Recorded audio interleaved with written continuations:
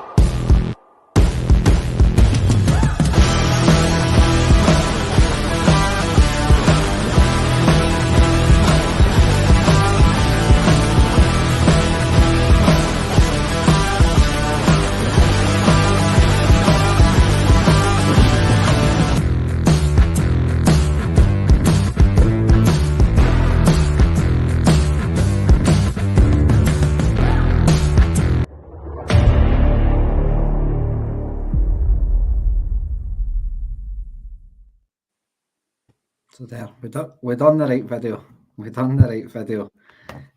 So that's just a wee highlight of what's coming up. We may end up talking about other things and going down a wee tangent. But again, just welcome along everybody that's listening. Monty, who else we've got? Strains of the Doctors, who do Plunge McNugget and stuff. Alistair Jack, slagging my golf gear. I think I wore this top of 4 and got it stinking in the comments, so I don't know what I'm doing. Absolute idiot. Even Monty's having a go at me, so it looks like I'll be getting it tonight. With this top. But anyway, we'll just kind of get into it and stuff. just come straight to yourself, Jed. Just a wee brief overview of the game and stuff. Just how you seen it and stuff. And I just got as much detail really as you want. We'll go on to the goal scoring stuff and kind of work our way through it. But I just a kind of overall with the game. Well, I only seen the first half, and then I was relying on you guys to keep me up to date. In the second half, because we had a family meal, but my daughter had booked it at a crazy time. She never thought football would be on. So I must admit, heading out at 0-0, I think, God, no, can't drop points today. I thought we controlled the game very well in the first half. Just the final passing, Maeda's crossing was poor again. And we had one shot and targeting right close to the end. The keeper made a really good save by Kyogo. And no doubt we'll touch on the penalty. But at first I didn't know if it was a penalty, but when you actually see the video that Bhoys put up there from behind, from the angle from the opposite the main stand, it's a stonewall penalty. The boy takes him. How VAR didn't look at that, or maybe they didn't, just thought, go, not getting it anyway. But no, just obviously watched the second half and from home last night, and we just looked it up the ante in the second half. A lot more chances. Their keeper again made a couple of really good saves, especially from Kyogo and young Jamie. Brandon got the own goal. I mean, I know Jamie, and it was that will break his heart, Fanny, because he's from a big Rangers family. I thought I was like, because he's 340, isn't he? I think. I know Jamie, and that he'll be upset about that. But look, delighted. The most important thing was not to drop any points, and getting the third goal as well, just psychologically, mentally as well, going into the game next week. We just need to hope that's going to keep us in a good place leading up to Sunday. And I totally agree with Jed. It's like you say, it's all about, I know we're just back for the international break, but it's about momentum, keeping games going. I felt like I was up at the pub with Willie and Andy Buchan watching it, and I never felt panicked or anything watching it. I always felt like we were in control, whereas maybe 5, 6, 7 games ago, after about half an hour, you were maybe like, you could just see it. Maybe you've got to either drop points or struggle your way through the game. But I just feel like the team and everything, like it wasn't our scintillating best, but I still thought it was a really good performance for the team. The pitch might have played a wee factor in that. We know it's a terrible pitch. We maybe couldn't zip the ball about. It was good, but I thought the fans and team, especially the team, they stayed patient and stuff throughout the game. And it was just, for me, it was a matter of when we got that first, I just thought the floodgates might open a wee bit more, because I think that Livy side is a poor side, but like you say, the keeper had a good game and stuff, so you kind of got to credit him, and I've got that wee bit of luck for the own goal and stuff. Hopefully Anthony's better off. We'll come to you now, Anthony. I know you're having, it wouldn't be a Monday if one of us wasn't having some tech issues, let's be honest. It's almost fair. I think one of my issues, I tried to install the VPN onto the laptop today, and I think it's just playing around with mad connections that it's trying to do, and just I don't know if it's still got a lag on it, or if I'm just... It seems all right with us, mate. Seems all right with us. I don't know if anybody in the comments can let us know, but it seems all right with us. But I will just come to yourself while you're on, mate. Just how you seen the game and just how it was for yourself. I think we weren't excellent. It wasn't the kind of emphatic, dominating performance that I expected and hoped we would get coming into the last 9 games now, going into 8 games now. I was really expecting a comfortable 3, 4, 5 goals where it felt like we were just going to score every time we go forward. You're expecting the pinging balls and the attack and stuff, and it didn't really feel that emphatic. Yet we still won 3-0. We've got a clean sheet. We've got 3 different goal scorers, technically, if you discount the Hatate kind of ping ball OG kind of effort. And we actually had quite a lot of good shots, but it just didn't feel emphatic. It didn't feel like a marker had been laid down for the running quite yet.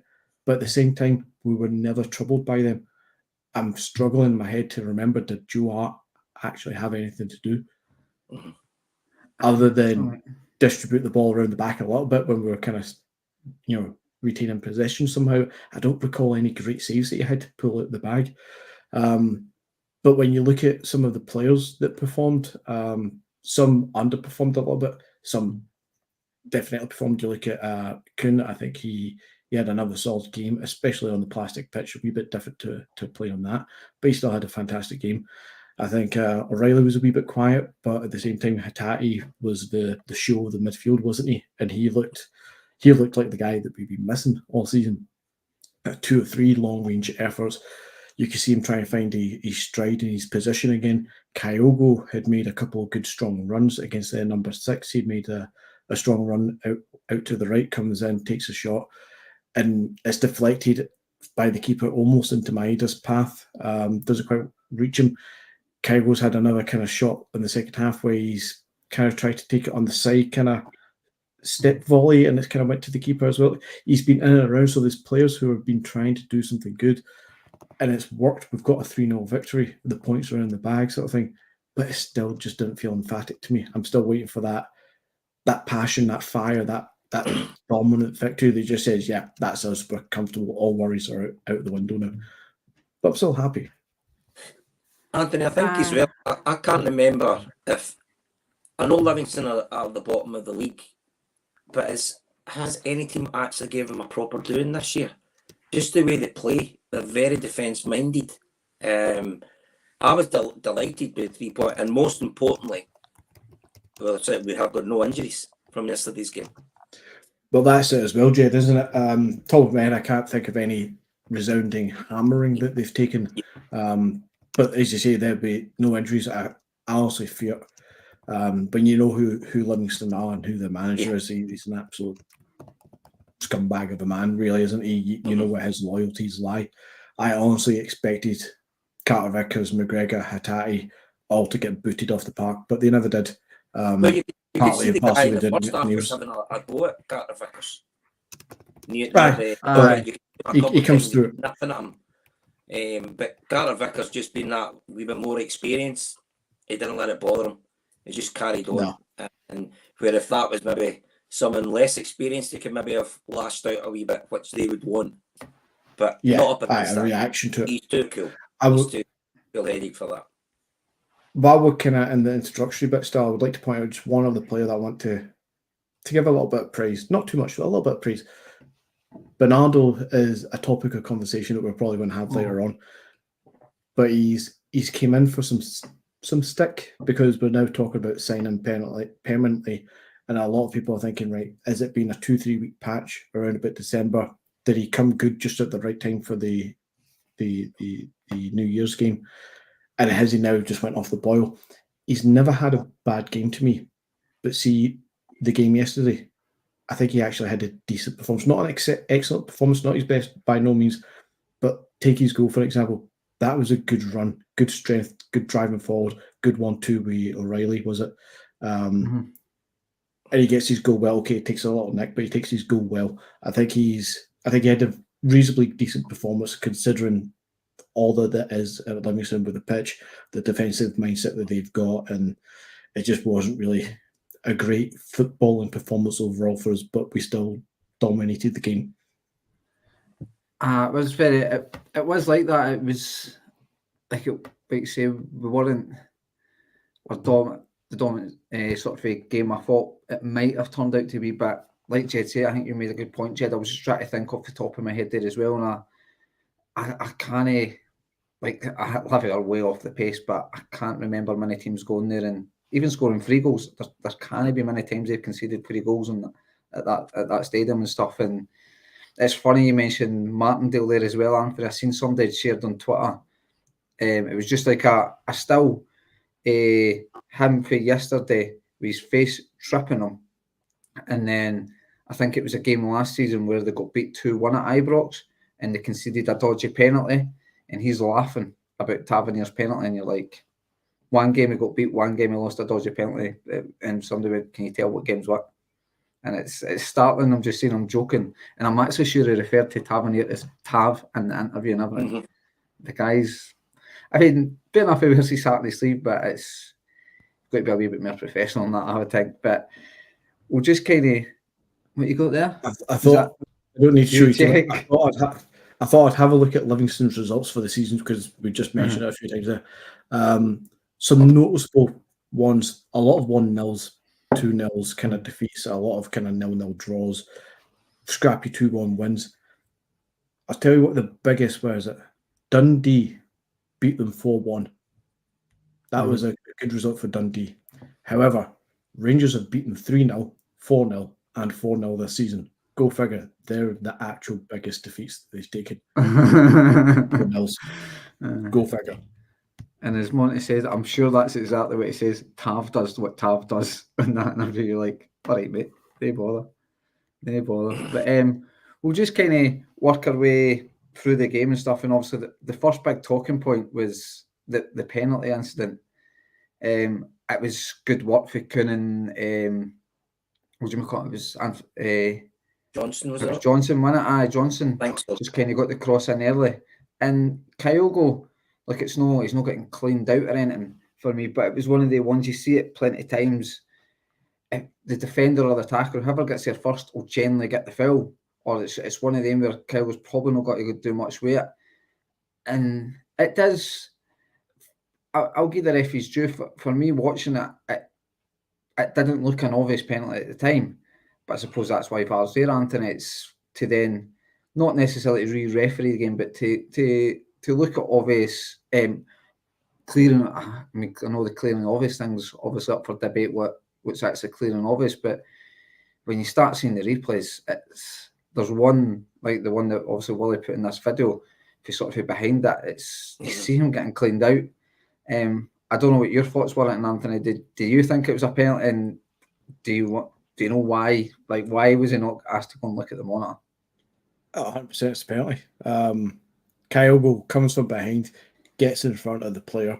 The player clips his left heel and then knees him in the back of the hamstring knee area of Kyogo, who goes down. You see him limping afterwards. I'll read you from the Scottish FA website. I'll very, very quickly do it. When can VAR intervene? Only in specific circumstances when VAR thinks the on-field referee team has made a clear and obvious error or missed a serious incident relating to penalty area incidents. So why didn't I look at it? Because everybody in the dub can see one replay. Look at it, you can see it's a penalty. So why didn't they?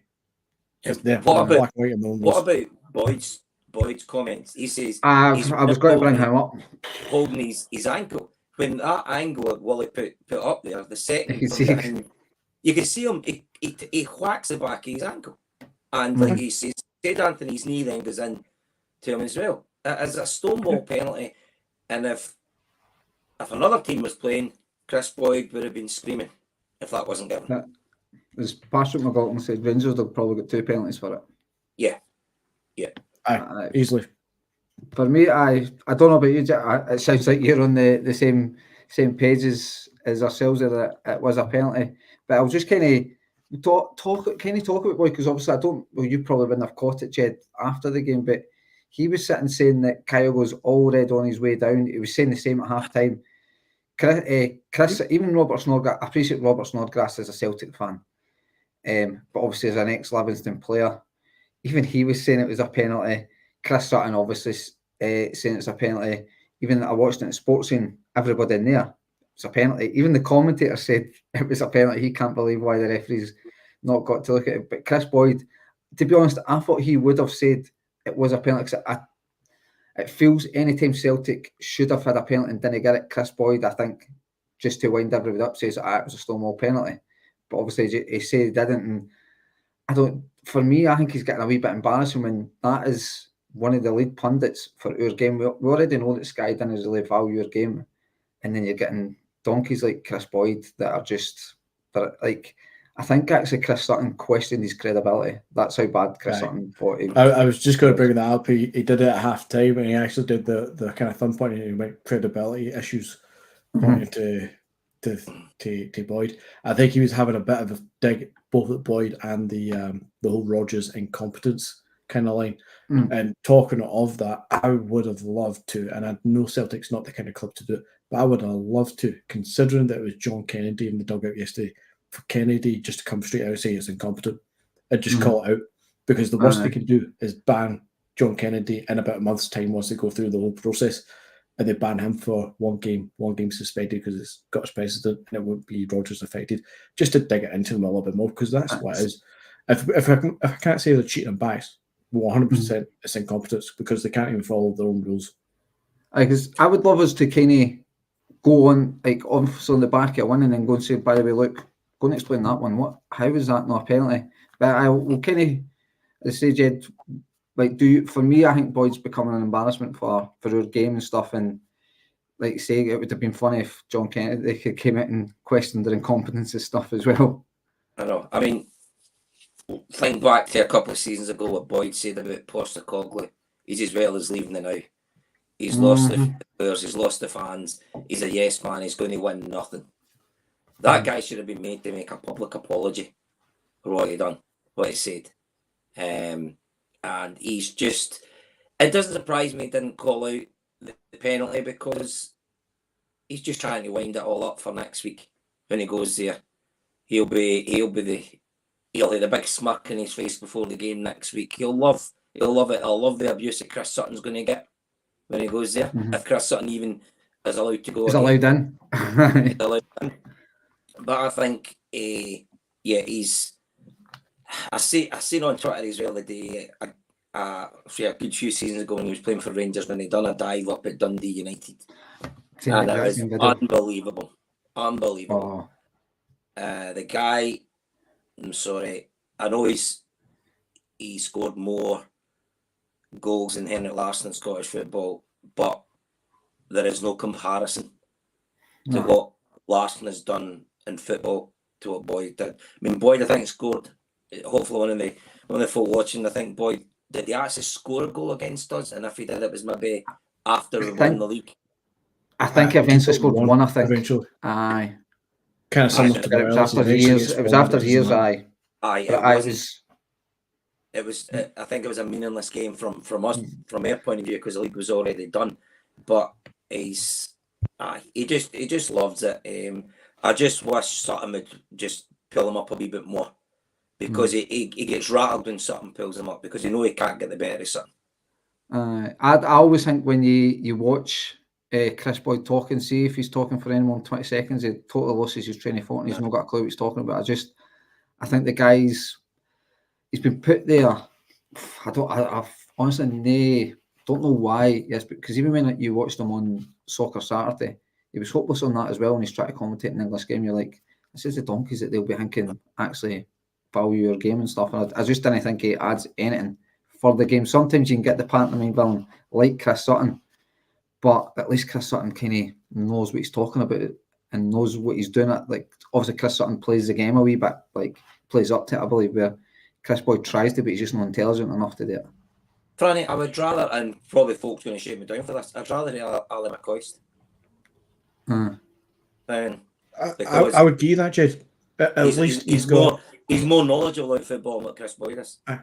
He's very knowledgeable of football, to give him credit, but at least he's got a character that's, and I'm not saying this is a friendly gesture that I like it in that sense, but in the world of UK football, he's got a character that's actually quite approachable, likeable. Yeah. People can get along with it. And he is who he is, sort of thing. I'm not going to advocate that he's a nice guy or a good guy. He's a dirty scumbag bastard in best of days. But as a pundit is concerned, he's likeable and he's got a character to him, sort of thing.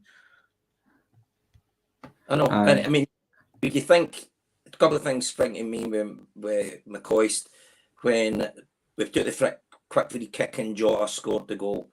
I mean, he was complaining from a Rangers defensive point of view, but then it's the same thing as well. He says, "What a finish!" So he has given praise. When we beat Rangers in the final, the League Cup, he interviewed Ange along with Strachan and that after it, and he was very, very complimentary to Ange Postecoglou, where I don't think Boyd could even do that. He's not, but he couldn't do it. But at least McCoist could. Well, it's funny when you mentioned that about Boyd. So I was watching that Soccer Saturday, obviously on Saturday, and they talked about when Rangers had scored their first goal, and I don't know who the guy is. It's taken over for Jeff Stelling, but they went, I've just looked over and Chris Boyd's fist pumping the air and that, and you're like, just the guy's an embarrassment. And like you said, Jed, I know he scored more goals, but Chris Boyd went to a Turkish team, and I think he lasted about 2 months or something until they stopped paying him. Like he went to the barb shop. That's where he went. And as we know, Larson went to Barcelona, set up 2 goals in the Champions League final, then went to Man United and helped them win the league. So I think Chris Boyd done better, I suppose. I think he done better. Aye, exactly, Jed. Levels. But well, just before we kind of got on to the sort of so who was it? Who scored? Aye, we'll kind of talk about the first goal, Rio Hatate, obviously, and the mix Kuhn again, and we'll talk about Kuhn as well.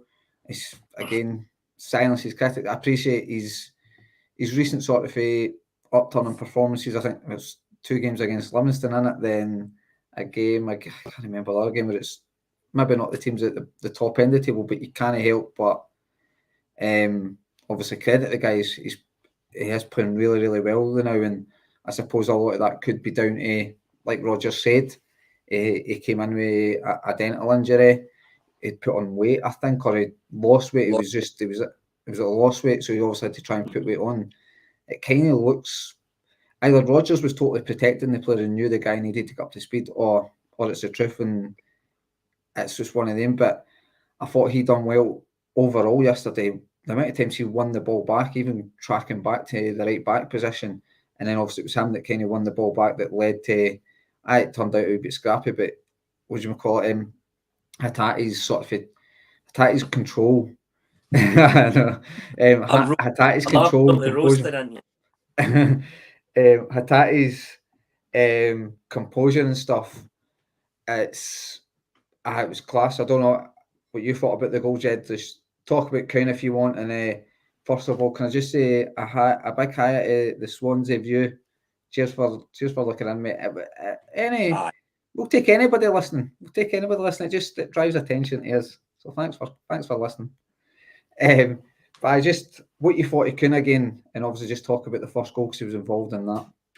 Well, what I really enjoyed about Kuhn yesterday was he was willing to go try and go past the man, and Anthony touched on it earlier. There was some cracking passes from Hatate over the top, and also Carter Vickers. They were springing the ball a wee bit to try, because it was difficult to break Livingston down. But I thought Kuhn had a very good game. He just seems to be getting better each time he plays now. And look, with anybody moving to a new club, it takes time to settle. And if he did have the issues and he'd lost weight, look, you know what it's like. If you're not feeling well, your energy's gone, everything. So I certainly think he's first down in the team sheet for Sunday. I think he's nailed that on now. He's done well, because when he came in, it was because Yang got suspended and Yang was coming on to a game. So he's done really well, and long may it continue. I'm starting to see a lot more. He's not just cutting in. He is willing. He's trying to take the players on as well. And to me, that's only a good thing. And I totally agree. Like it just, for me, had that left back on toast. And I think a big thing for a winger, Anthony, is when the first sort of 5-10 minutes, if they can suss their man out and get by them, it obviously raises confidence in it. And Kuhn has been coming on again when he carried on again. I mean, I think somebody put it in the comments at Sanfran. Was it three man of the match performances that he's had in 3 games, which is, I don't know if it's true. I know he got play. I know he's had at least 2 because he got yesterday's, and I think he had another one. But what did you think his overall performance? I mean, I thought it was brilliant again, because like Jed was saying, he was going outside all the time a lot, but he can come inside, and his work to win the ball back, I thought was brilliant, which obviously led to the first goal. Exactly, leading the first goal, he was really good working back to get the ball and kind of win it back again. Then he cuts in from the far side to set up the goal. Bit of a ping ball effort, obviously, as the goal eventually goes in, but the work from Kuhn made that goal for me. I was one of the first ones on the forums and on Twitter and in the group chats. I was one of the first ones to say, no, he's a diddy. He's useless. And I stuck by that for a good few weeks. He had a couple of performances. Then he was out the team for a bit, and then he's came back, and obviously we've all started to learn about the dropping dropped a stone or something. He dropped a fair bit of weight, and he's a small guy anyway, and he's a slight frame, so dropping a stone is a lot of weight to lose. So understandable, he's came in ready to go, and I get that. I get that some players need a bit of time, and I'm not about to suddenly change my opinion and say, "Oh yeah, he's brilliant. He's the quality that we need. He's lovely. He's great. He's going to take us up levels." Personally, I don't think he's any better than Abada. I don't think he's any better than Palmer. Personally, I don't think. And one of the issues I had with him coming in January, I'm going to stick by it, even though that I criticised the recruitment side of the board more than I criticised Rodgers for this. But Rodgers told us that we're only going to sign quality that would instantly improve us and take us up a level. I don't think Kuhn does that. And that's not a slight on him, because he has had 3 great performances and 3 man of the match performances and other performances in between those. And he's coming on to a great game. And I think he will be a good player for us going forward now that he's got his weight and his fitness all kind of sorted out. I think he will be good. I just still don't see that he's like the Jota level on the right side. I don't think he's the quality that we really need to take us up a level. But he's a good player. He looks a good, tidy player, and I'm happy that he's at the club, and I'm happy that he's getting a shot, and I'm happy that he's doing well, because he's worked great yesterday and in other games. He's been fantastic. He has been fantastic. I think this Sunday's game, this could be perfect for him, because Rangers are going to come at us. They're not going to sit back. So that's going to create a wee bit of space. I mean, he has got pace to burn. So I think this could be interesting next week, because if they keep pushing up the park, the boy will leave them. They just need hope. He gets a good ball in, and Kyogo's there to finish it. That's what we need to hope. But it seems to have a good relationship with Kyogo, I think. Yeah, you can see that building even with AJ as well. I'll take what Patrick McLaughlin's saying as well. He reminds me a lot of Paddy Roberts, but already I can see that he's got a bit more about him to link with the team and to come into the attacking third to actually be a bit more effective than Paddy Roberts. And see he hits the heights of Paddy Roberts' first season, he'll be quality, absolute quality. Totally. I don't know if there's an inside joke in that or no, Jed. I don't know. I'm saying nothing. Okay, we'll leave it there. But we'll just kind of go into the second goal. You'd kind of touched on it earlier, Anthony. I'll let you kind of come back at it. Paulo Bernardo, he's a guy that's, well, he'll divide opinion, I think, within the fan base. It's what he actually seems to bring to the team, and there has been chat of late of maybe making this move permanent. So obviously Rodgers will see something in training and maybe sees something in him. We've got to obviously understand the guy's still young, seems to play every game for the under-21s at Portugal. So I'm not going to profess to know how well their team is, but their actual main international teams are pretty decent level. So I'm assuming under-21s is a decent level.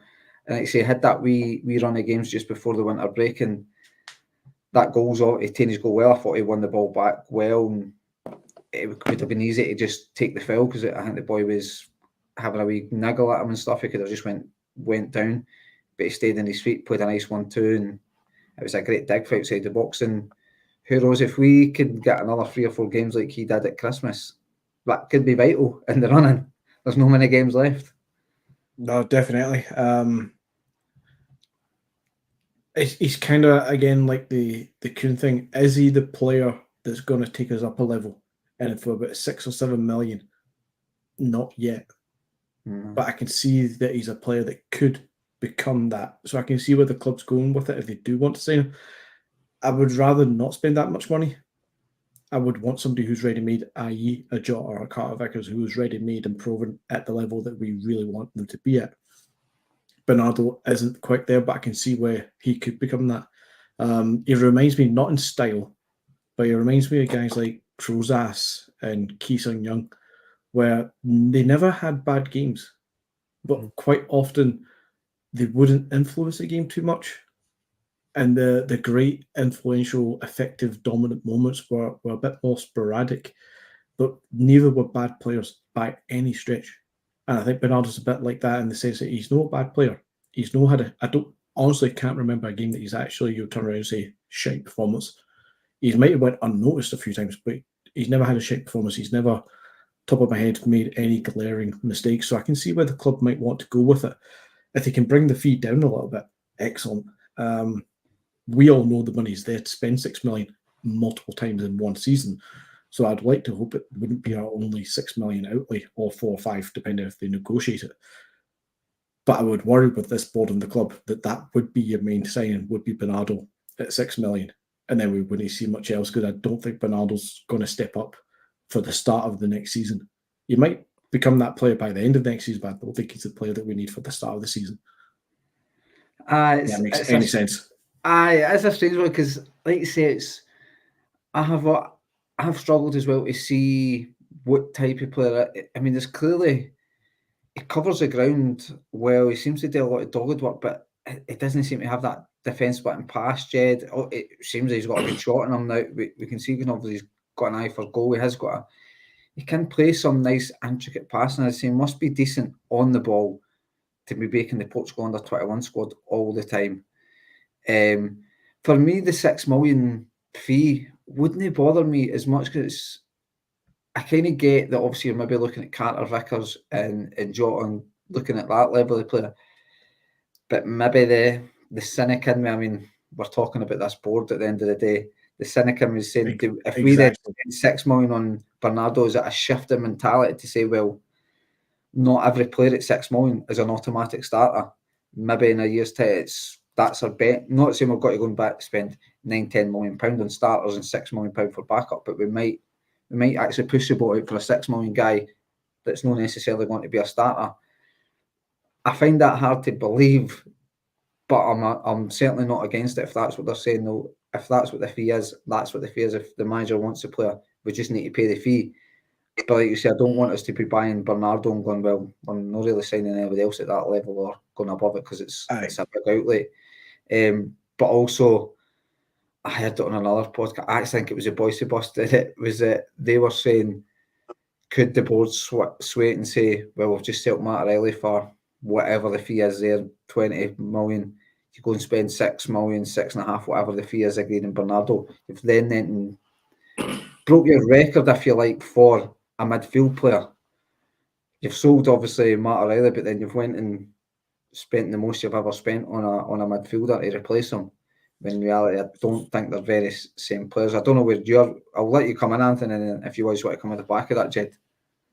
No, I completely agree. That's the point I'm trying to make. Sorry, but Jed, that's the point I'm trying to make. Is I'd be more worried that that's the only money we really spend. We don't spend much more than that. Maybe 2 or 3 million spent on 2 or 3 players, but not like strengthening the team 5, 6, 7 million pounds, which is what we should be spending that kind of money on, a la Jota, Carver. Because I have no problem signing Bernardo at all, but it needs to be for the right fee. And if the fee is 6 million, then the board need to back the squad further in other places, because that can't be the only thing.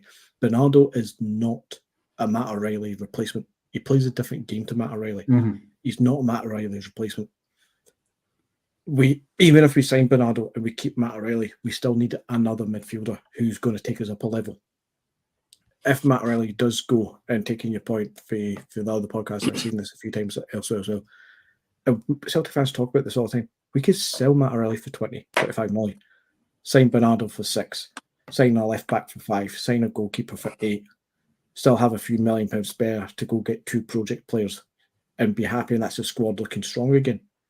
But this club doesn't do that. We've got no proof or evidence that they actually do that in a sensible realm. We might spend a lot of money on a lot of projects, but not in a sensible realm of 2-3 players of real importance. We just don't do it. So I'm not going to hold faith or hope on that, because it doesn't happen. It doesn't. I mean, I don't know where you sit with the whole Bernardo thing, Jed, and if you think if we went and spent 6 million, do you think that's a shift in mentality, or it's just we're paying the fee that's agreed? Well, I know, devil's advocate here, if we have got the contract now where he's a lone player, and we have said, we have signed a contract to say we'll get first start, dibs at him, and it will be at £6 million. Now, we don't know if that's true, but if that's true, that's what we're going to have to pay because we've agreed to that. So, however, if it's saying ranging from 4 to 6, that's different. So, yeah, we can try it. But if it clearly states 6, we're going to have to go for 6. I would sign him. I mean, let's be honest, guys. What is £6 million in the grand scheme of things now? You know, it's nothing. It's absolutely nothing. I do think there's still a lot of potential, and maybe Rodgers is saying this is one of the guys who could really take under his wing. Like, look at the first half of the season. O'Reilly was phenomenal, and you maybe think I can do this with this guy as well. But I'm not worrying thing because it's going to happen. We're going to lose O'Reilly. We're probably going to lose Hatate in the summer as well. But also, if you look back a couple of seasons ago when we brought in Carter Vickers and Jota, both came on loan. And then both of them came, I think, for £6 million each. And then at their second season, they were fantastic. The same thing could happen with Bernardo. Now, there's no guarantee it is, but the same thing could happen where paying the £6 million for him, you could turn around and say, God, that was money well spent. But I said it was money well spent in Jota, it was money well spent in Carter Vickers. It could well be the same thing for Bernardo as well. Personally, I would sign him. I think there's a player in it for him. I think he's got a bit of a dig about him as well. Definitely. He's still got a lot to learn. So for me, I would go after him. Yeah. If you put a gun to my head sort of thing, do you sign him or not? I would say yes. And £6 million just seems... The £6 million just is daunting to me because I don't believe the club would spend that again in the same window, which is the worry. It's not a Bernardo thing, it's a worry that the club doesn't do the right thing after that. But Anthony, there's a scenario, we could possibly be 2 players going to have £40 to £50 million coming in with Hatate and O'Reilly going. So we're going to have to spend money. We can't go and £50 million in Champions League money. 12 players at £1 million a player. That the fans aren't going to take it. We have to go and try and buy a more established players. And they are out there. They are out there. We just that's exactly it. And that's where we're at as a club, and where a lot of the fans, myself included, don't trust the board and the club. Well, Strange Love's just what I was saying. Exactly. Yeah. We've got an under-21 captain. He actually is a good, tidy player. He's got plenty of room and development to go. He's only just on 22, I think.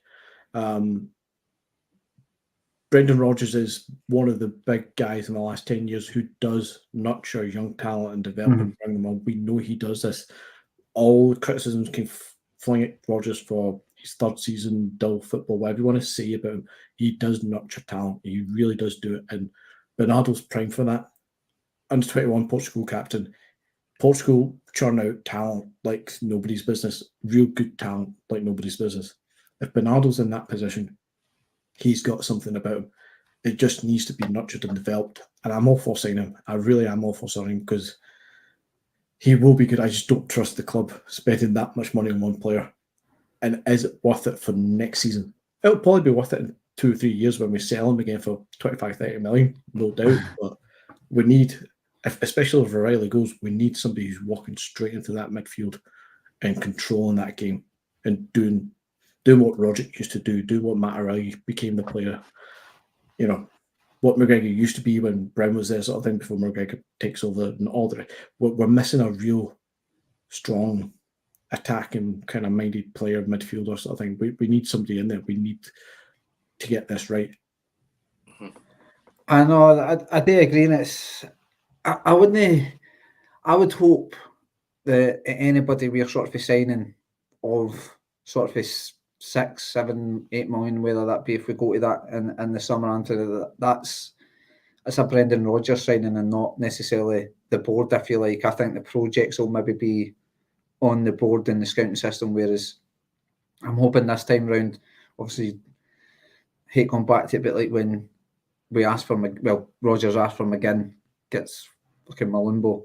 I think he asked for Castagna and ended up with, was it Toljan or something? I'm not sure if I got him, but so I'm hoping if we're looking at Bernardo, it's because Rodgers wants Bernardo. I'm hoping after last summer, I don't think Rodgers needs to put his foot down a wee bit more, and it needs to be guys for him. It needs to be for him. This is definitely for me a Rodgers thing. If Bernardo's in on loan, if Rodgers didn't want him, he would just see the loan out and we wouldn't do much about it. The board's not going to surely spend this much money if it wasn't for Rodgers saying there's a player there that I like, that I can work with, and the club will be like money to be made then in a couple of years' time, which is very good. That's what football is. That's where we are as a club. Yeah. We are we should be a development club, but we should be developing this talent so much more regular than what we do, because the £25 million player shouldn't be every 2 or 3 years. We should be getting that every season. There should be somebody getting £12 million every season from us. I think in recent sort of seasons, I think in recent seasons we'll maybe set a wee bit. I'm not saying a precedent, but I think Scottish clubs in a whole have started asking for decent money. I mean, you look at Miovski, I think they're talking 5, 6, 7 million for him, which is some folk might think it's too much, but it's Aberdeen's best player. So it's the only way they can kind of move forward, I think. The Italians have Scottish football sussed out at this stage. The Italians know that there's players and talent in Scottish football, and they're coming and going, really? I can sign him for $1.5 million, 2 million. Happy days. I think they're already. So the other clubs should be demanded 4, 5, 6 million. Surely. I'm not saying Lewis Ferguson's a bad player. I'm not saying Lewis Ferguson's a bad player, but I think they're talking 20 million to Juventus for him and that. Then your man, I know you're a fan of Aaron Hickey, Jed. He obviously went to Italy and came back for serious cash as well. Yeah. So the fact that Juventus are looking at him, that says everything. Exactly. He seems to have bulked up a wee bit since going to Italy as well. I thought that played for Scotland last week. I could be wrong, but I thought God, he has seemed to put a bit of muscle on. I mean, see, going back as well to, as a club, we have done relatively well with getting players in loan with the option to buy. We've done well. It seems to work for us.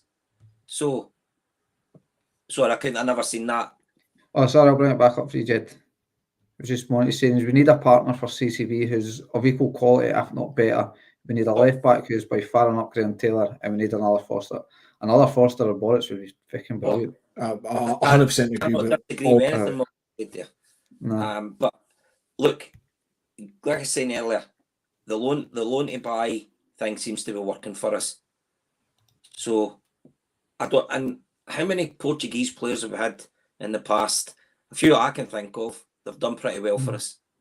All the way back to the Portuguese developed the Portuguese developed talent like nobody's, but it's one of the best in the world for it. They've got Dutch football creating talent.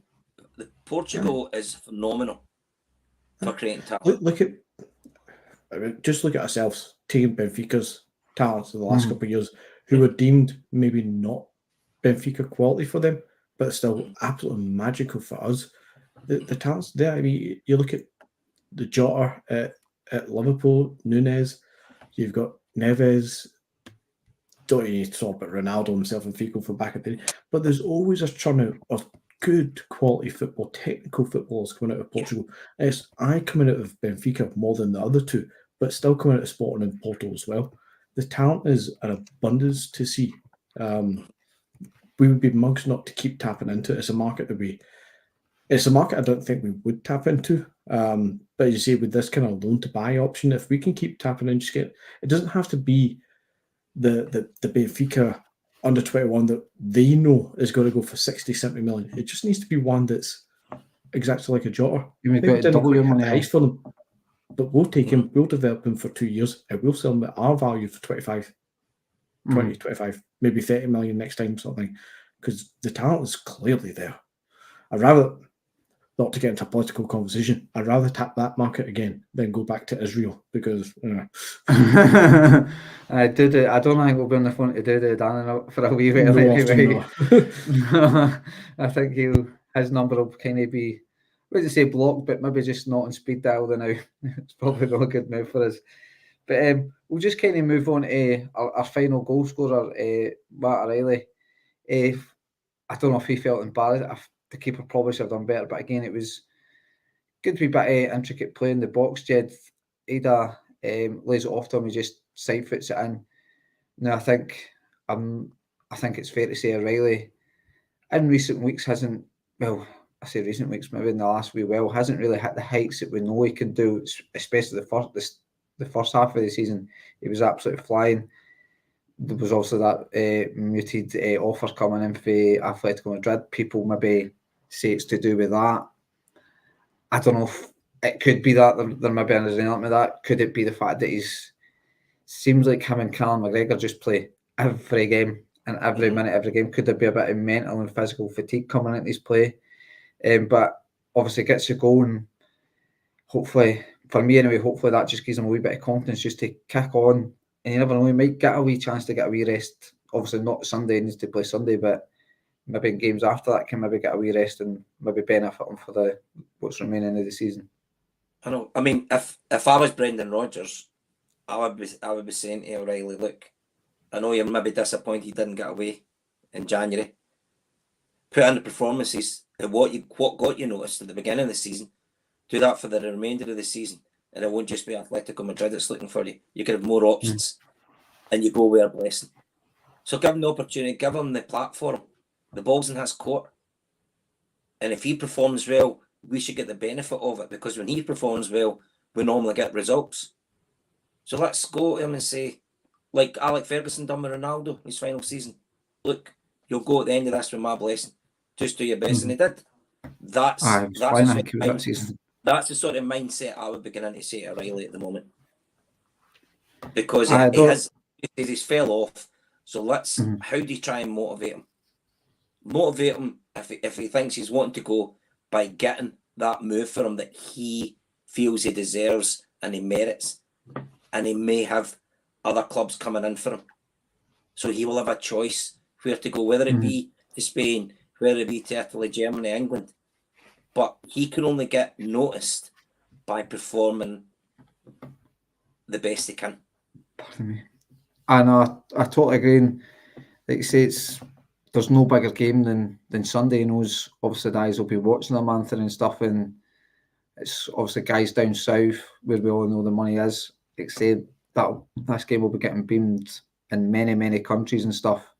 Where are you sitting with Riley? It was obviously, for me, it's, as I say, good to get him back in the goals. Hopefully it helps kick him on, but it's just I think for me a wee bit of frustration because we know the level he can get to. Exactly. I think if you take McGregor, Cat Vickers, Joe Hart, and Kyogo out of the equation, because they are experienced, quality players of good age. Matt O'Reilly is one of the best talents we've got in the squad, hands down. What I like about O'Reilly outside of his footballing ability is he's a very smart guy and he knows what path he wants to go on.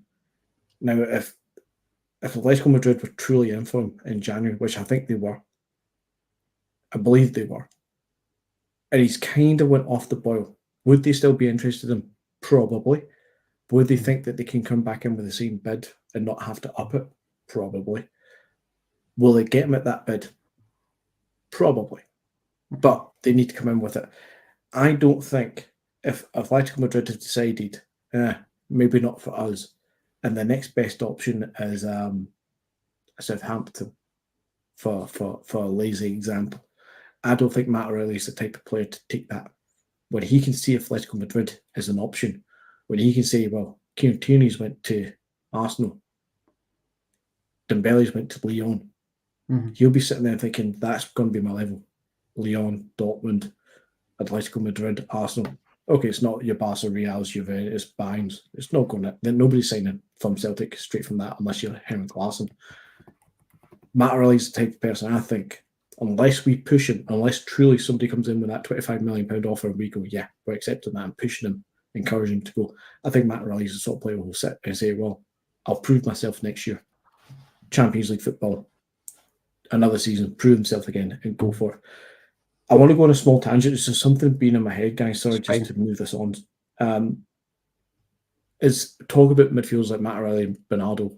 Would he be the replacement? How strong does the midfield need to play? There's somebody that's in our squad that I've been thinking about for a couple of weeks now, and I've been trying to work it out. I've actually just realised kind of his age. Odin Thiago Holm has kind of went off everybody's radar. See, to be honest, and I don't know if there's anybody else is thinking about it this way, we've all looked at guys like Yang and said, well, he's young, he's going to go hot and cold, he needs time to develop. You look at Bernardo, you think, well, he's young as well. You know, he's just turned 22. He needs a bit of time to settle in. He's going to have his purple patches in, and he's going to go off the boil, and then he's developed, and Brendan Rodgers is the guy to develop. Odin Thiago Holm, technically, going by transfer market and all of all places, he's the youngest player in our squad. And I didn't realise that. He's only just turned 21 himself. Just turned 21 in January. Quite a similar date of birth to Bernardo, but a year out. He's actually younger than Yang. And we give Yang the benefit of, you know, hot and cold development. We give Bernardo the benefit. It's no wonder we've actually not seen much of Thiago Holm either. Yeah. And maybe again we'll see more of him next season. I'm not going to say him and Bernardo makes the midfield next season. I'm not going to say that at all, but maybe there's still something there to be probably. Maybe we shouldn't write him off quite yet, which I think a lot of people have probably just said, I put him in the back burner, forget about him. He could be one of those players who just goes through the motions at Celtic. He's still very, very young. He is a development player. And what about the boy out of loan at Mirren now as well? Japanese boy. I think he's 23. Is he? He's 23. He's a bit older, but I also think Holm is one of the youngest. He's certainly the youngest. I kind of need Holm. I need Holm to work out more than a day long because I ripped Kuhn off and he looks like he's proven me wrong. And after that Bilbao game, I think I called Con a con artist and not a footballer. It was terrible. And I wrote him off after one game, so I can't hate twice with two players in the one season, proving me wrong. But we'll kind of move on to a guy that didn't surprise us that he was in the squad, but maybe surprised a lot is that he started in Rio Hatate. Obviously, it was spoke about most of the week, Jed, that Hatate would be back. So it would be quickly just to talk on that, Paul. I didn't get, I'll be honest, probably no the merchandise were no really in it for the money, and we wouldn't really care what we're doing with it. And if truth be told, maybe in the future, but I don't know. Anthony looks like if anybody wants a pair of boxes with my face on it with Endless Celts, I'll work them up somewhere. We'll sort of send in requests and we'll see what we can do. It could be customised. There we go. No many other podcasts will be doing that. There's a website for this, I'm sure. Stephen will know that one. But Rio Hatate, Jed, I mean, for me, it surprised me that he started. And equally, it surprised me his level of performance. Hopefully, he can carry that into Sunday. It wasn't just a wee bit of adrenaline he was running off. But where were you with Hatate at the weekend there? I think what I said last Wednesday night, I would want him to play, but I didn't also want him to play as well just at that pitch. I was just a bit worried coming back off a lengthy layoff. But look, as I mentioned earlier, some of his array of passing was first class. He was winning the ball back, and he certainly looked as if he hadn't been away.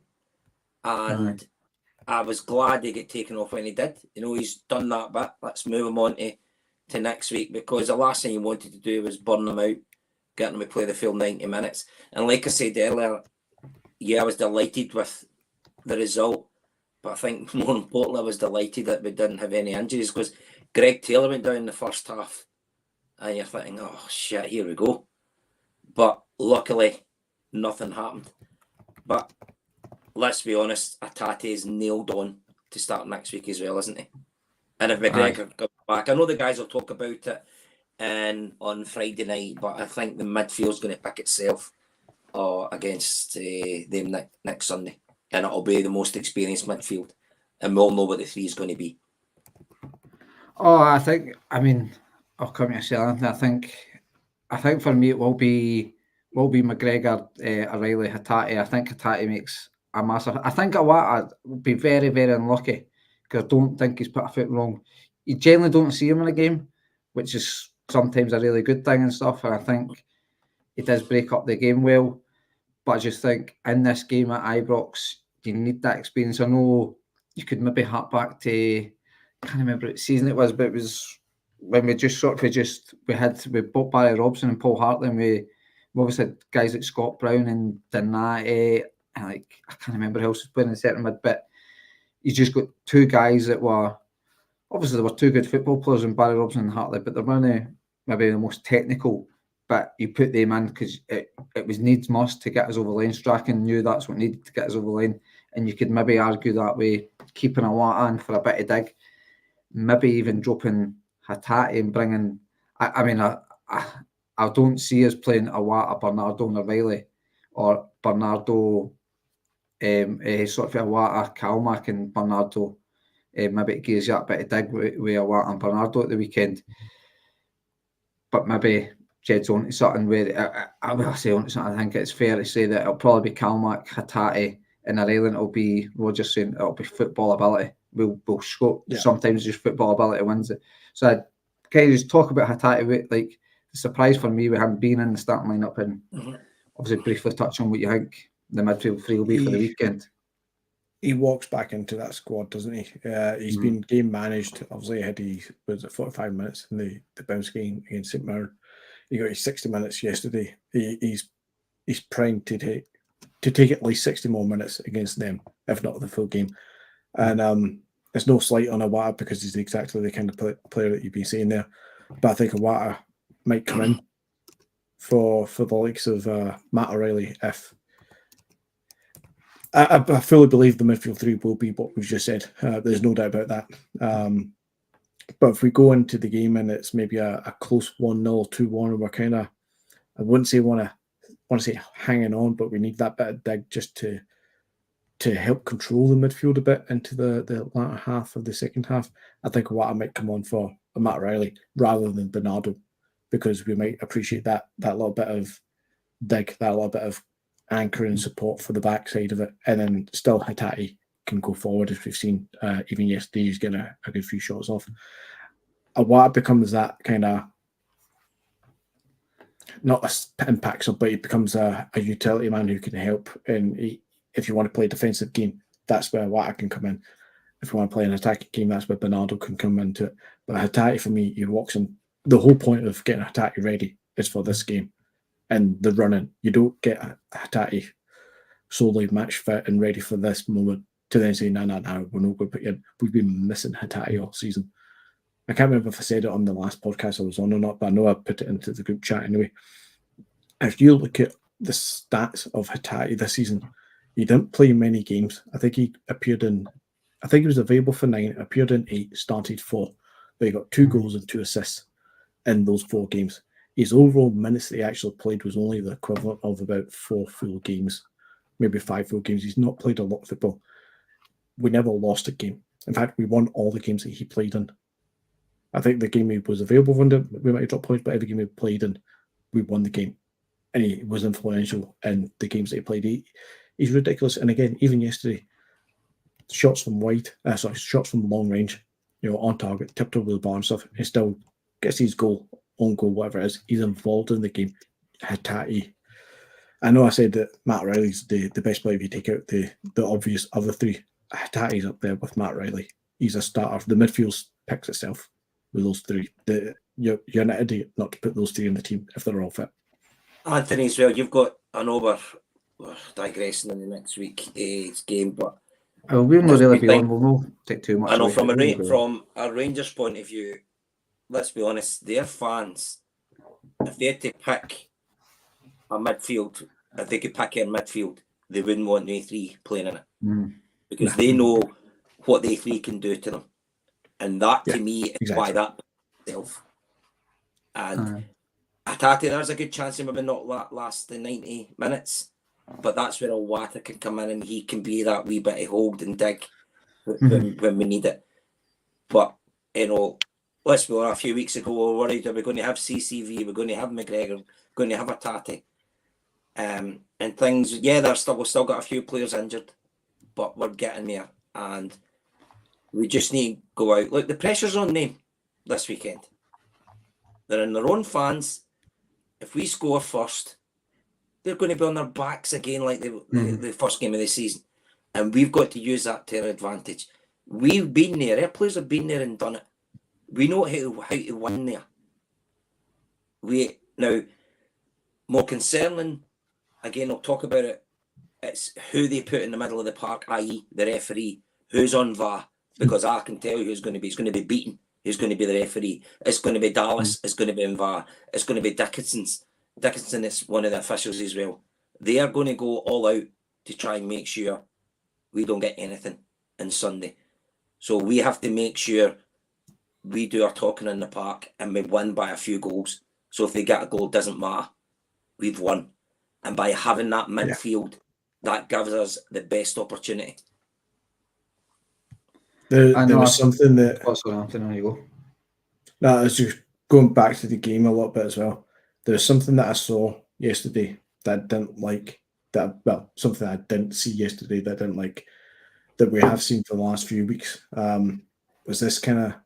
The intensity was there, the tempo was there, the pressing was there, but these zipping along the deck balls into the penalty area, into the 6-yard box, so that the striker can get on the end of it, or my idea can get onto it. They were a little bit lacking yesterday. And I want to put that down to the pitch, the plastic pitch. It's just not really suitable for that.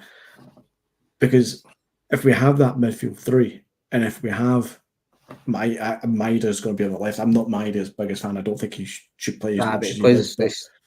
He's unfamiliar. Against them, he's going to play. And he's probably more needed against them because they're going to focus their attention down our left side, and Maida will cope with that along with Taylor.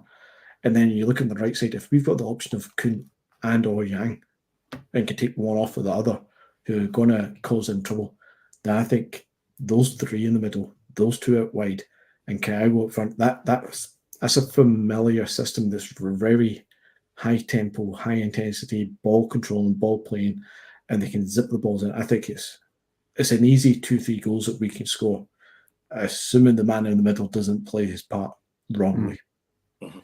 But Anthony, as well, I put on a comment yesterday during the game. Maeda's crossing was terrible yesterday, especially in the first half. However, it's shocking. However, he has to play on Sunday. You can't explain it, eh? It's because you can't, Franny, it's because of what he does, defensive cover he does as well. And he has got pace to burn, and he has proved it against them. So again, yes, his cross was terrible yesterday, but let's be honest, if he doesn't start on Sunday, we'll be like, what the hell's happened here? We'll want him to play. I don't even think his defensive side is actually that good either, but his work rate to get up and down that line is phenomenal, and he's clearly the options for him. Yeah. And he's clearly impactful for it, and he's good in Europe for it as well. But see when it comes against the Livingston for the likes of it, or even Hearts who try and play a bit more for you, we really don't need his work rate in that sense, because he becomes more of a liability because we are on front foot, and when he's on the front foot on the wide, he's fucking useless. So we don't really need him. I'd rather a Palmer who's got a bit more trickery to him and can bring the ball in and involve other people in the team, because Maid is comical at times. But truly, and as you say, Franny, it's almost inexplainable. See against them and in Europe in big games, he actually is really quite crucial because he does do that side of it. Again, he's not even defensively great, but there's just something that he does that actually is really effective in these games, and he will be playing, he will be starting. Yeah. Sorry, sorry. Oh, you're all right. Again, I'm trying to go around and think how Rangers feel about this. Tavernier would rather be up against Palmer than Maeda. Yeah, Palmer's not going to be in his face. Maeda's going to be always on. Yeah, Tavernier likes getting up the park as well, and he can't leave that space in behind. He's saying, "Shit, I've left him," and he's in before we know it. So again, he's got to play on Sunday. And what could help Maeda as well on Sunday is the fact that I think you've touched on it plenty of times, Anthony. He might have to work more on an instinct where he'll kind of just have to shift at that half yard, then cross it in. Where I think yesterday he had the beating of that Livy right back all day long and gave himself so much time to actually work out what he had to do. And how, not once did he manage to wrap his foot round. It's mad because every cross is the same. It just fails to wrap his foot round it. It's simple as that, and it just goes bump high. Yeah. How none of them ended up at the park, I don't know. His hat trick that he scored the other week is is an anomaly. It's something that doesn't happen with Maeda. But somehow he's capable of that every so often. And it is, his best moments for Maeda is always for me when he's drifting into the middle and instinctively the ball falls to him and he just hits it. He just does something and he lays it off. You can't. Samaras was kind of similar a little bit, but there's just some players, they can't think on the ball. They can't have time to think because they shit the bed or they overthink it or they try and plan. Just do something instinctively. The rush of blood. Some players don't like rush of blood to the head because they mind fart and they sky a ball. Something. Maeda's the opposite. He needs the rush of blood to the head because something good comes out of it. For me, starts as because like Jed said, like we're saying, Tavernier will like to go up the park. It will help going backwards, but equally, Tavernier will need to think about. By the way, I know he's got to beat me for pace every day of the week, and it just might get in, and it also can release along with Hatate, and what's looking like they release the ball early for Kyogo, which we know he kind of thrives on, and we'll bring it on to like the squad as a general. You can kind of tie it into Sunday, and then as the season, they're running, if you like, how the team for me is looking a wee bit healthier. How we're talking about guys like Hatate coming back, CCV's obviously back, McGregor we believe might be back for Sunday. I think for me CCV's pivotal for the remainder of this season. Certainly up to at least the Derby game at Parkhead, providing we win every game. But then if we win every game up until that second Derby, for me, CCV probably doesn't need to kick a ball after that until hopefully a cup final. But then obviously I've got Kyogo's looking a wee bit sharper, Kuhn's looking like a player.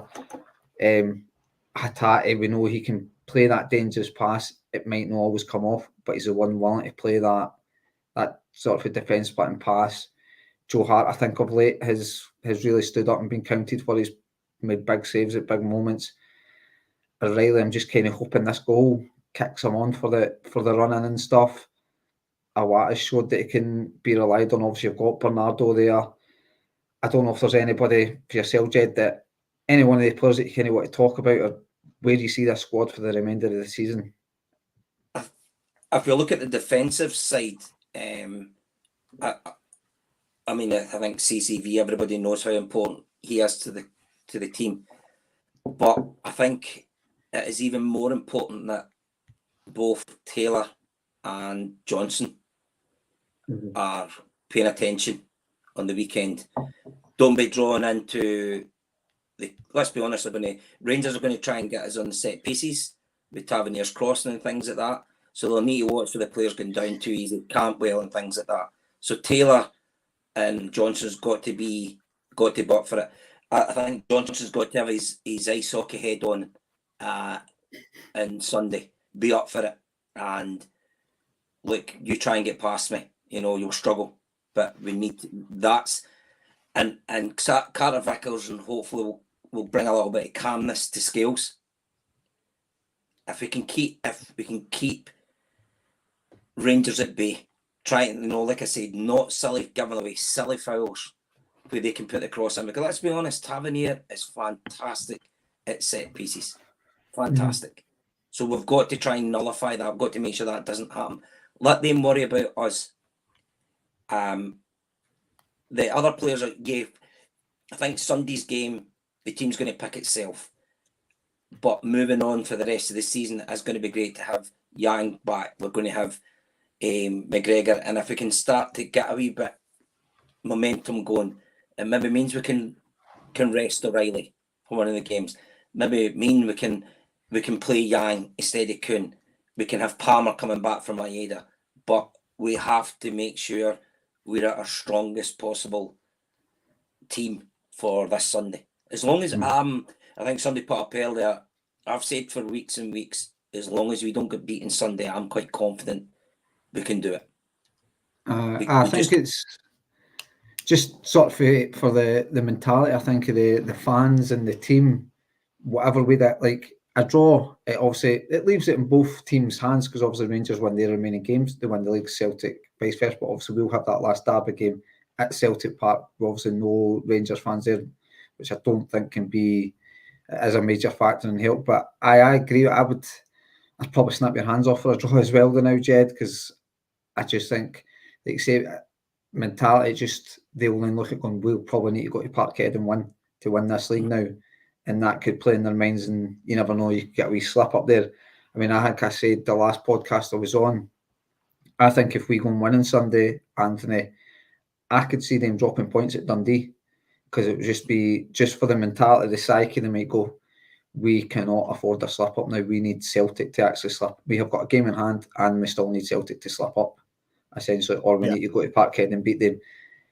But I could totally flip that and say, if they beat us on Sunday, they're probably going to turn Dundee over in the midweek. But I don't know. It's just, it's that stage of the season for me. I don't know. Obviously, you can kind of touch on that and any sort of where you see the squad now for Sunday, then moving forward for the rest of the season. As we touched on earlier as well, that midfield, and pretty much, in fact, the whole lineup, we can all predict it quite accurately right now. Joe Hart, Johnson, Carter, Scales, Taylor, the midfield three that we talked about, Kuhn, Maeda, Kyogo. That's the lineup. We all know it's going to be that. Any surprises would be a true surprise. That's great to have, and that's going to be fantastic on Sunday. I think it's more than enough to get us through that team, that game. But as Jed says, it'll be interesting going into if we win that game, the momentum is fully in ours, and we will see the depth of the squad, which I think still needs improved upon to come summer. But when you've got guys like Awata and Bernardo can come in, you've got guys like Yang and even Ida and O who can start coming in and helping out for Kyogo, Palmer to come back in as well. There's depth there that will see us throughout the next, 8 games to, is it 9? 8 games to go now? 9. That would be including the cup games, I think, mate. I actually don't think it's as much as 9, that. and then there's only 2. I think there's only 2. Then I think it's 7. I think there's only 2. Then it's a split, is it not? 5 after the split, isn't it? Aye. So I think there's. Hopefully it's 9 games, mate. Hopefully it's 9 games, because that would mean we've made the cup final. Well, aye, true. But I've just taken it. I agree with you though, Franny, with this game coming up, the momentum, if we win, the psyche of it and the momentum is completely in our favour. And they do go into that game against Dundee knowing that they have to win that. And they know that any slip up after that is bad for them. And they've got a slip up in them. We do as well. But I think if we get a good victory against them this Sunday, it's the momentum that we need to see us throughout the rest of the season, because I think at that point we go on a run. But if we drop points against them, even at a draw, it's not a terrible result. But I think even at a draw, the psyche and the mentality is still in the air. But a win for us will seal it for me. At that point, I think so as well. We see out the season. Guys, can I ask if we get any fans? Have we got 700 fans? Or have we don't think so. I could be wrong. Maybe someone in the comments will correct me, but I don't think there's any fans in the remainder game. I'm sure we refused fans for the season on security grounds. We tried to offer the 700, we told them to fuck off. So we'll get no fans for the last. I believe that'll be the way it works. I believe that's the way it's working, Jed. And I'm with you, Anthony. Like, I think if we were, there's Patrick McLaughlin confirm it, he said no fans. So I think if we win on Sunday, we win the league, because I just think it's a massive momentum boost for us, momentum shift away from them. If you like. Yes, massive, Jed. Yeah, massive, the shift is completely in our favour. Whereas if we don't win, if they beat us, they will have the run. They know they've got it, but I think we've got something else still to bring it back. Another game at Celtic Park is in our favour at that time. But yes, I wouldn't write it off, but it's a massive massive one either. How do I want this right? I'm more confident that if we win on Sunday, that the league's ours, than I am that if we get beat on Sunday, that I'm giving up the league. You know, I'm not confident they win it. I think it's still. I suppose you have still got that home game. You can go, well, if we just win all games and we win the home game, that puts a bit of pressure on. Obviously, we'd still be relying on them to drop points in another game, but I suppose you would have to kind of keep going. But I will not take, well, I say we'll not take much away from Sunday. I think we've just spoke about it for about half an hour there, but none of us are on Wednesday or Friday, so no matter. Somebody else will be talking about it. And it's Derby week. You can't help but bring the conversation towards that. But it's it's all we're thinking about. It's all we'll probably talk about with our work colleagues and stuff and things like that, and leading up to the weekend. It's just it's where we are. But you know what's mad as well? How we were just mentioning earlier how we all felt Maeda was terrible yesterday, but we're all saying, but it has to start on Sunday. It's mad. A guy we're saying he was total shite, but he has to play. If he don't play him, we'll be raging. That's what was his performance? It was a 4 out of 5, but he's the first name. It was one of the first names in the team sheet come Sunday. Yeah. But he just didn't know. He could have that moment where it was at last season where he just nicked in after a couple of minutes and he scored a pretty good goal. Scored a pretty decent goal that day. You just it's Maeda. Just you can't explain the guy. In all fairness, you cannot explain the guy. But I'm just going to bring a wee quiz to it. It's bringing something for a Friday. Well, every time Gavin hosts it, Kenny has a quiz, but trust me, it's in nowhere near any of the difficulty. Gav, I've kept it fairly simple. It's no multiple answers. It's just shout out the answer first. Well, no, don't embarrass yourself like Stephen and think you need to do a buzzer noise. And what was all that about? What was he playing it on Friday? Was it Friday or Wednesday? They actually tried to make a noise for a buzzer. Absolute idiot. I just shout out the answer when if you know it. So I think I've got about 13 questions. First to 5. We'll say that. We'll go first to 5. We'll try and keep a couple spare. So in what season did Celtic first compete in the Champions League? So know the year, the season. 2000, 2001? 2001. What did you say, Anthony? Season 2000, 2001. Oh, nah. The Ajax game, no? You're right in the game, by the way. But then the wrong in the year. Well done, Jed. This season of 4, mate. This season of 4. Absolutely the right game. Who was Martin O'Neill's first signing? Valhan. No. Well, I'm basing this on what I found on. You're right, Jed. Chris Sutton. I'm only basing this what was on. I have not really verified this apart from the quiz. I can only mind that as it from. Valhan was the one of the first guys that I say scouting. Martin O'Neill saw him at the Euros, I think it was. Right. He took him from there. That is actually probably after. As I say, maybe you can correct me later on, but I've just taken it. No, I'll trust you. There.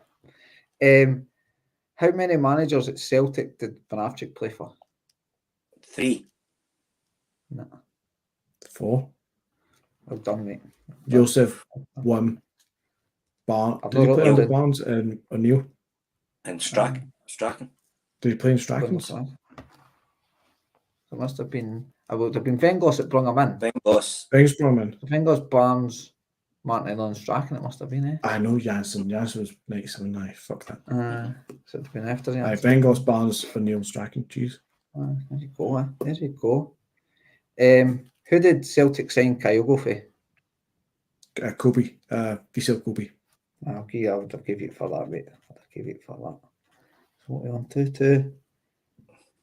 2-2? Who beat Celtic 5-0 in Strachan's first game? Bratislava. Oh, I didn't even know who said that first there. Because his babe said it. I don't know. We'll cut that one off. I honestly couldn't decide. I honestly could not decide who that was there. Which former captain played over 390 games, winning 10 titles, 5 Scottish Cups and 6 league titles? Brown. League Cup, sorry. Aye. Brown? Mm-hmm.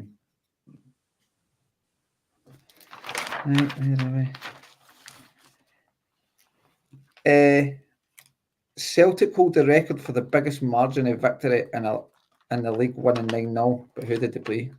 Aberdeen. Jed, I've given that to Jed. It felt like he said it just before it. I'm not doing this for excitement because it's free because I'll run out of questions in that way. Who currently wears number 16 at Celtic?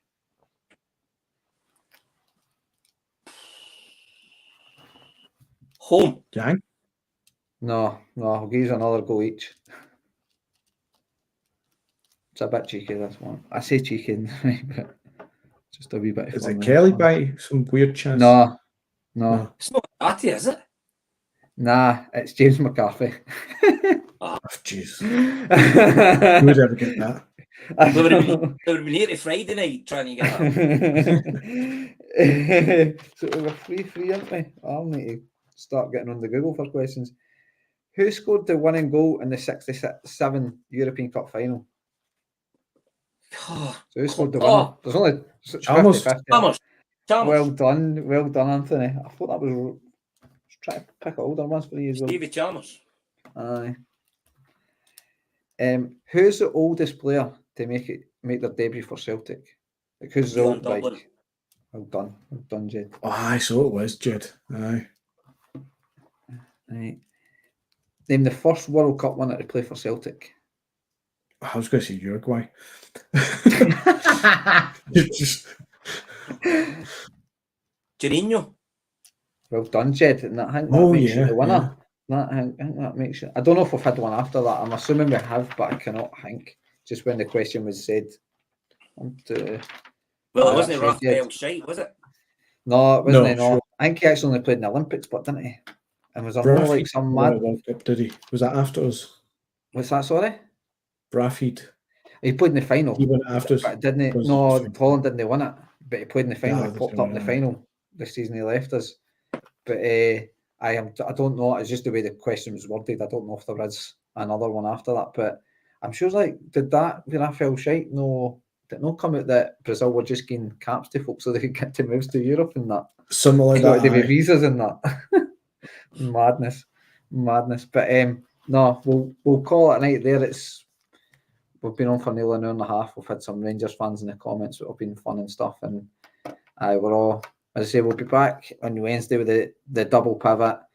Then again on Friday it'll be tried. Well, Friday will definitely be geared around Sunday's game. The double pivots, well, I'll probably be geared around it as well. Let's be honest. That's so everybody's got to be thinking about at the end of the day. But have you both enjoyed it?